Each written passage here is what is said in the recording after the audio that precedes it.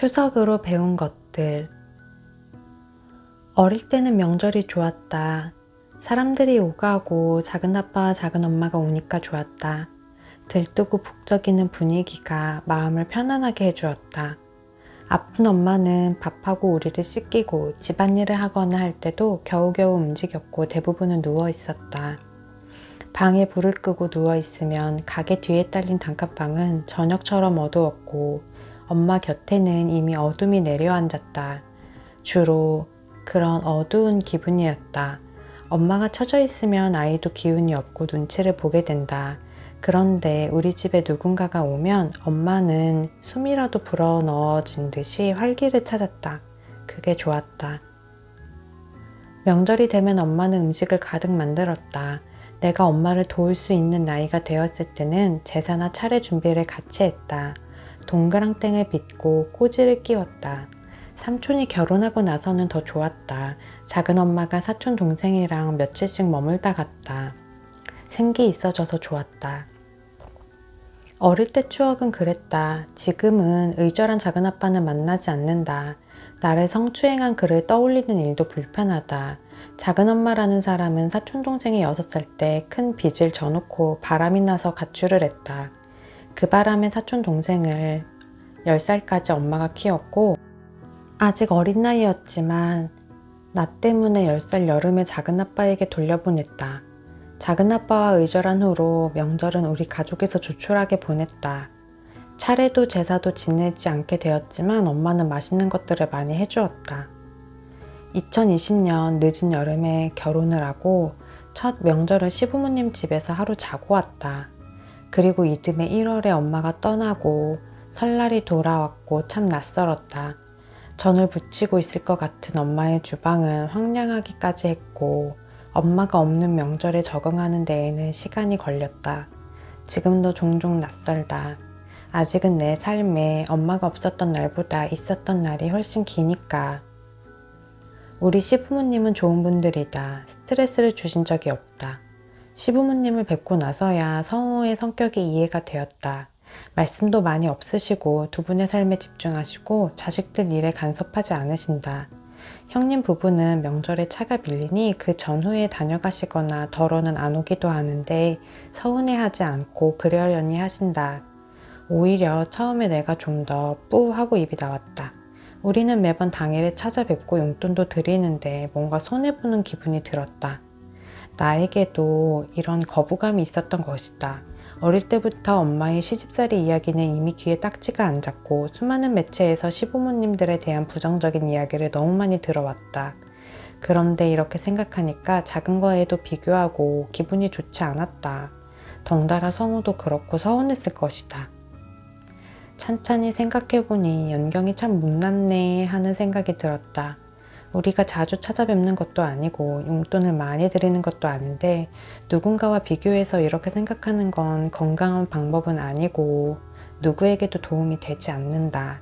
그리고 이왕 해야 한다면 좋은 마음으로 해야겠다고 마음먹었다.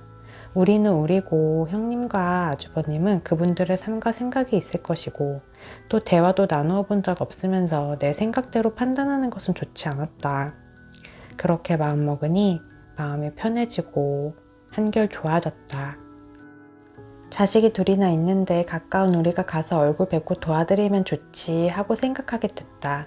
추석 전날이 시할아버님 제사라서 차례는 안 지내고 제사만 지낸다. 나가서 맛있는 거 사 먹으면 편하겠지만 아버님은 제사를 지내야 마음이 편하신 것 같고 어머님도 그 마음을 존중해 주신다. 다행히도 어머님도 연세가 있으시고 음식은 잘하는 집에서 맞춰 오신다. 사실 이번 명절은 계속 일정이 있어서 우리도 명절 후에 맛있는 밥을 대접해드리고 올까 생각했었는데 지난번 어머니를 뵈었을 때 감기에 심하게 걸려 코 아래가 다 헐어 있었던 것이 생각이 났다. 그래서 마음 편한 게 최고지 하고 시부모님 댁으로 갔다. 도착하고 보니 이미 목기에 상을 다 차려 놓으셨다. 고모님들 숙부님이 오시고 절을 했다. 그리고 어머님을 도와 이것저것 챙겨드리고 우리는 제일 늦게 식사를 하기 시작했다. 어른들이 어렵지만서도 먹는 거에서는 빠지지 않는 나는 아주 야무지게 먹고 있었다. 내가 좋아하는 고사리 나물이 다른 상에서는 인기가 없어 자기나 저쪽에 고사리 나물 좀 하며 야무지게 먹었다. 한창 먹고 있는데 성우가 내 옆구리를 찌른다. 우리 과일 깎으러 가야지. 아, 나의 생각은 여기까지 미치지 못했다. 그저 먹기에 바빴다. 그리고 사실 제사 지내기 전에 우리가 배고플까 걱정하셔서 어머님께서 송편을 한 사발 주셨는데 그것도 다 먹어서 배는 이미 불렀다. 서둘러 자리에서 일어났다. 우리가 일어나니 어머니는 우리가 일찍 가려고 하는 줄 아시고 이것저것 싸주시겠다고 나오셨다. 어머님께 과일 깎아 들어갈 테니 가셔서 마저 식사하시라고 말씀드렸다. 그리고 어머니 힘드실 것 같아서 저희 설거지하러 온 거예요. 설거지하고 갈게요 라고 했다.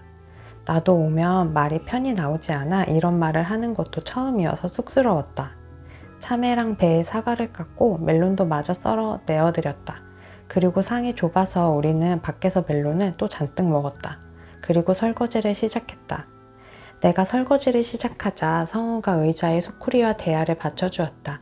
목기부터 뽀득뽀득 빨리 씻어서 소쿠리에 놓으면 성우가 마른 걸레로 닦아서 상자에 넣었다. 그리고 성인 9명이 먹은 식기들을 닦기 시작했다. 매번 느끼지만 어마무지한 설거지다. 하지만 이건 직접 음식을 하고 계속 손님을 치르고 이런 집에 비하면 아무것도 아닐 것이다. 내가 설거지를 손빠르게 하고 있으니 어머니께서 곁에 오셔서 왼손잡이가 아주 부지런하고 요리도 잘하고 손도 빠르고 야무지게 해 하신다. 어머니의 칭찬이다. 아버님도 이거 둘이 다 했으면 세워라 내어라 고생했을 거라고 하시며 고맙다고 해주셨다. 이렇게 표현해 주셔서 나도 감사하고 뿌듯했다. 어머니는 내가 송편을 한 사발을 먹는 걸 보고 한 봉지 더 싸주셨다. 피곤했지만 마음은 쾌청했다. 주말에 송편 쪄서 맛있게 먹어야겠다. 그리고 어머님이 성우의 옛날 이야기를 하나 해주셨는데 성우는 좀처럼 어릴 때의 기억이 흐릿해서 얘기해주지 못한다. 어머님이 성우는 어릴 때부터 인형을 좋아했어 라고 말해주셨다. 이걸로 오는 내내 놀려 먹었다. 귀여운 꼬맹이였잖아. 지금도 인형 좋아하잖아 하면서 집으로 돌아왔다. 어른이지만 아직 더 어른이어야 하는 나는 한 뼘 더 어른이 된 기분이다. 들어주셔서 감사합니다. 구독, 좋아요도 부탁드려요. 감사합니다.